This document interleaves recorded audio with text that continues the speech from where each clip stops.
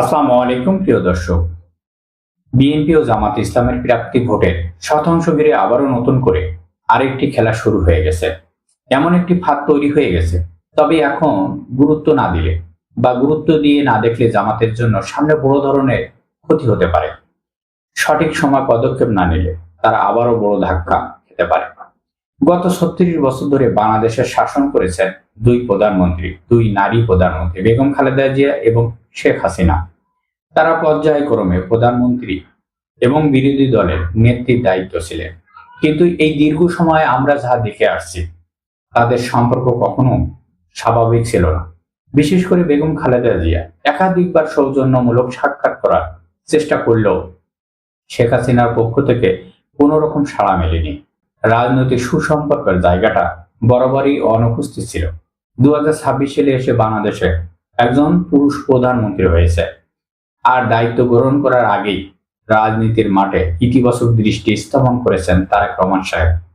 শপথের আগেই তিনি প্রধান বিরোধী দল বাংলাদেশ জামাত ইসলামের আমির ডক্টর শফিকুর রহমান সাহেব এবং এনসিপির আহ্বায়ক নাহিদ ইসলামের বাসায় গিয়ে সরাসরি সাক্ষাৎ করেছেন। বিরোধী দলের নেতার বাসায় গিয়ে সাক্ষাৎ করা এটি নিঃসন্দেহে রাজনৈতিক আরেকটি পরিবর্তনের ইঙ্গিত দেয়। তবে এর মাধ্যমে জনগণের কাছে একটি ইতিবাচক বার্তা পৌঁছে গেছে। শাসক ও বিরোধী দলের মধ্যে সুসম্পর্ক গড়ে উঠতে পারে।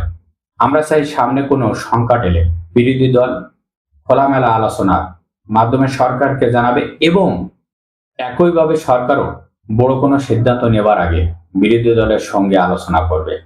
তখন হয়তো দেশ সামনের দিকে এগিয়ে যাবে।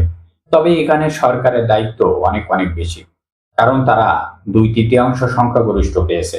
যদি সেই সংখ্যাগরিষ্ঠতা অহংকারে বিরোধী দলকে যদি পাত্তা না দেয় তাহলে ভবিষ্যতে ভয়ঙ্কর জটিলতা তৈরি হতে পারে।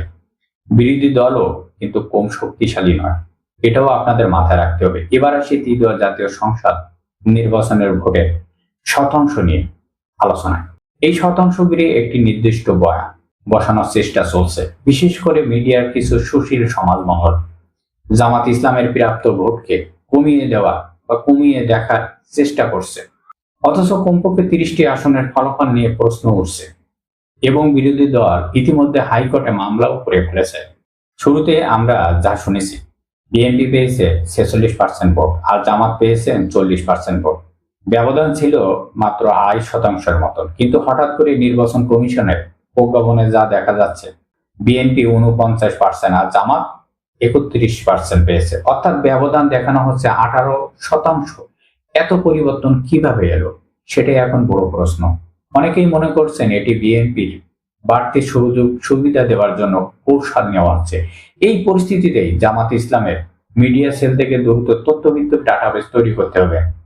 নিজেদের কাছে থাকা ফলাফল পরিসংখ্যান এবং প্রমাণ সহ সামাজিক যোগাযোগ মাধ্যমে ছড়িয়ে দিতে হবে, কারণ মূলধারা অনেক গণমাধ্যম হাতে এটি তুলে ধরবে না। সময় মতো পদক্ষেপ না নিলে আবারও বড় ধরনের ক্ষতির সম্ভাবনা রয়েছে। তাই যারা জামাত ইসলামের দায়িত্বশীল পদে নেতাকর্মীরা আছেন তারা দ্রুত তথ্যপত্র এই বিষয়গুলো অনলাইনে তুলে ধরুন, কারণ এখন সংস্কার কমিশনার নতুন করে জটিলতা শুরু করে দিয়েছেন। আগে আলোচনা ছিল উচ্চকক্ষের আসন বন্টন হবে প্রাপ্ত ভোটের শতাংশ অনুযায়ী। সেই হিসাবে 100 সদস্য মধ্যে জামাত এবং বিএনপি সমান প্রতিনিধিত্ব থাকার কথা ছিল, কিন্তু এখন বিএনপি বলছে তারা আগে যা বলছে সবকিছু ভুল। তাই আবারও বলা হচ্ছে জামাত ইসলামকে নিজেদের অবস্থান স্পষ্ট করতে হবে, যাতে কোনো রকম একতরফাভাবে পরিস্থিতি বদলাতে না পারে।